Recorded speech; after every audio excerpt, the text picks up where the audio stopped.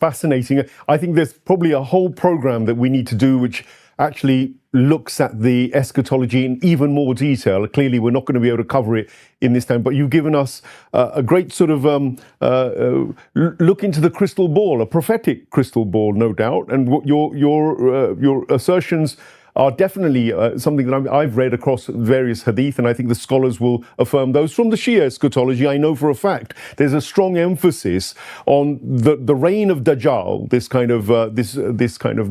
this force which is going to be a force of evil, which will basically mesmerize the world with miracles and all sorts. And in his opposition, it's clear that the Christians, those Christians of a genuine belief in monotheism, will unite with Islam, and Al-Mahdi, Ajalallahu Ta'ala Faraju, and also Hazrat Isa alayhi salam will, it said, bring a reign of peace. And you fascinatingly to also talk about Gog and Magog, Yajuj Majuj, which is again outside the scope of perhaps the possibility of going into depth today. But I'm going to say we'd love to invite you back again very soon. Perhaps go into these things in a little more detail. I think today you framed it excellently in terms of making this eschatology relevant to our contemporary period. I think that's pretty clear that you're of the opinion that we're entering that phase now. The Great War is coming, so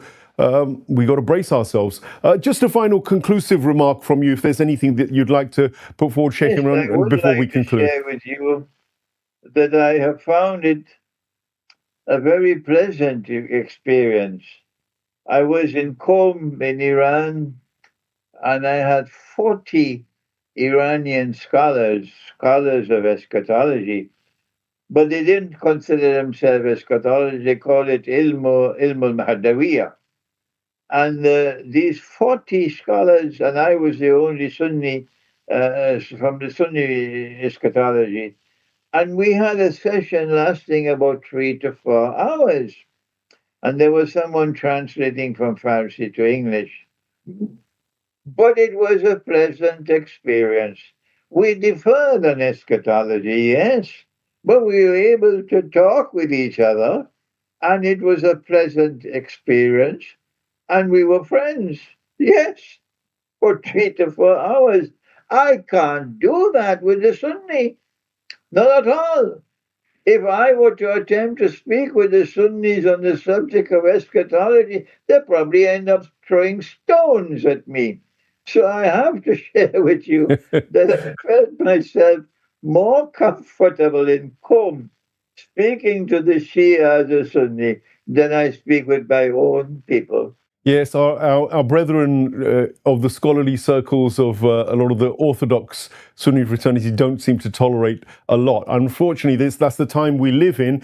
It bears itself out with the takfiri ideologies of ISIS and others, and it's a way that the Pax Judaica has manipulated the Muslim world, divided it, used sectarianism, used these kinds of very literalist Orthodox ideological, dogmatic stances, and they actually then castigate scholars like yourself who've genuinely inquired, who've done real research, and actually the doors of ijtihad, according to them, are closed, and therefore it's very easy, I guess, to poo-poo any scholar who challenges their orthodoxy. Their orthodoxy doesn't seem to have led us anywhere nice, because you have a powerless Muslim world, as you rightly said, and one which is really a puppet and a slave of Pax America, and now you're saying Pax Judaica, and they seem to be quite willingly, happily going towards enslavement. The Great War perhaps will shake them up. One doesn't know, but we value your research,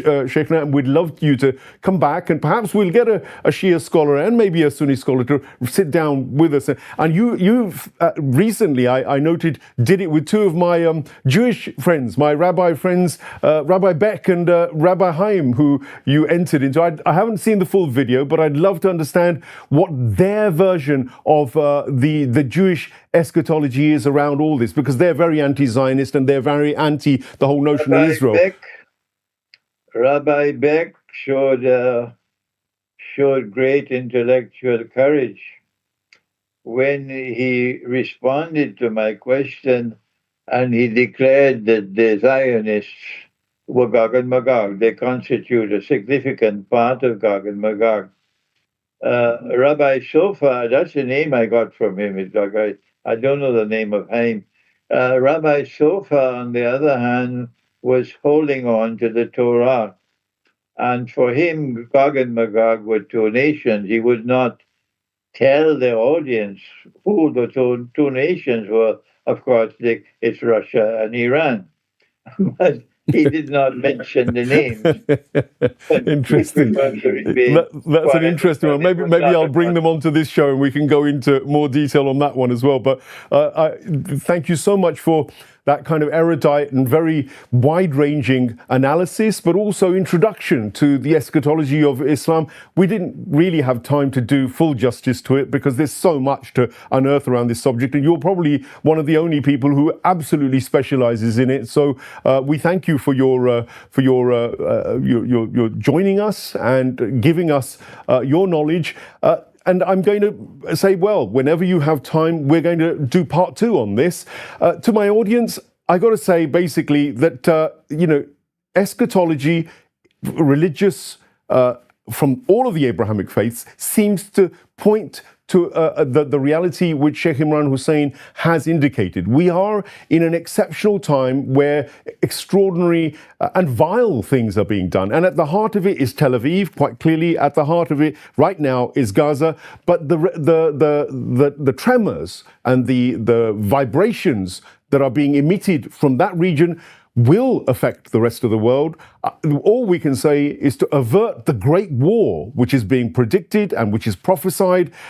We need, as a human civilization, to intervene all around the world. I guess we have to stand up to the establishments that don't seem to be batting an eyelid in terms of genociding Palestinians and empowering Pax Judaica to dominate not only West Asia, but indeed to dominate the whole world, because that's what they seem to be doing. Even the British government here, the American government, I don't think any of them now, it can't be denied that they are totally under the control and influence of Tel Aviv and the sayings and the doings of the global Zionist movement.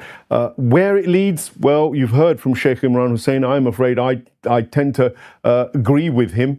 You may not. Do let us know. And either way, Deep Dive Perspective does want to go where a lot of other channels don't dare. And we will challenge established narratives on an ongoing basis. And I'd love for you to like, share, subscribe, hit all those buttons so that we can bring more voices like Sheikh Imran Hosein who are willing to challenge the status quo, to challenge those mainstream media agencies or mainstream establishments which brainwash us with one version of what reality is. There are many, many versions of reality that we need to explore even more deeply. Thank you again. My gratitude to Sheikh Imran Hosein once again. It wasn't enough time, to be fair, but we'll meet again, inshallah. Thank you very much, sir. Okay. All right. Bye-bye. And to the audience, goodbye. Until next deep dive, we look forward to seeing you again then.